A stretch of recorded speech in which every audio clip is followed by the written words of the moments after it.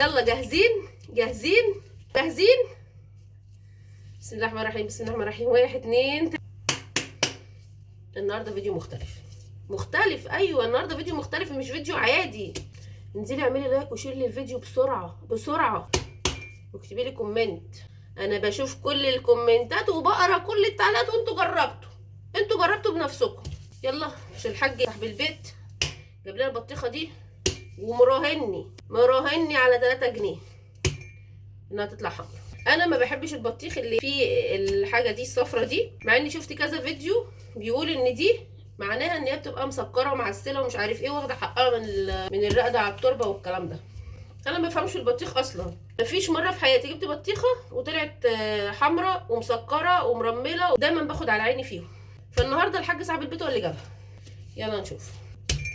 قبل ما افتحها تفتكروا حمرا ولا نص نص ولا مش حمرا خالص؟ اكتبوا لي في التعليقات. لو حمرا قوي اعملي قلب، لو نص نص حطي لايك. هنفتحها نقول بسم الله ونفتحها.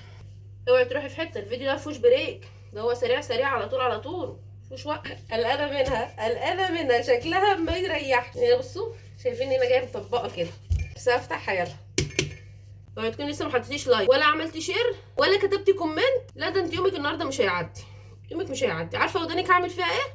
هاكلها. بيقول لك بقى من علامات البطيخه تطلع حلوه ان انت اول ما تحطي فيها السكينه تقوم طاقه. بسم الله الرحمن الرحيم. ما طقتش يا حاج، يا لهوي. ايه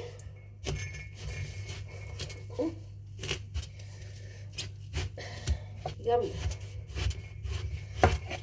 فكره هتطلع ايه؟ يلا اكتبي بسرعه في الكومنتات.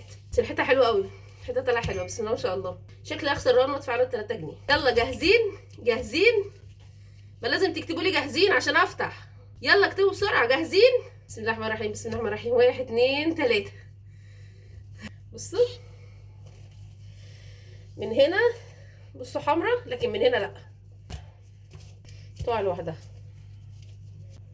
ندوق ونشوف الطعم. بسم الله الرحمن الرحيم. حلوه مسكره بس مش مرمله. بصوا بقى القشره بتاعتها قد ايه، اوريكم. بصوا القشره تخينه ازاي، شايفين؟ يعني داخله على نص العله التانيه. طالما انا ما خسرتش ولا هو خسر، ولا هي طلعت قرعه ولا طلعت حمرا ولا طلعت مسكره قوي ولا طلعت مسخه قوي. شايفاك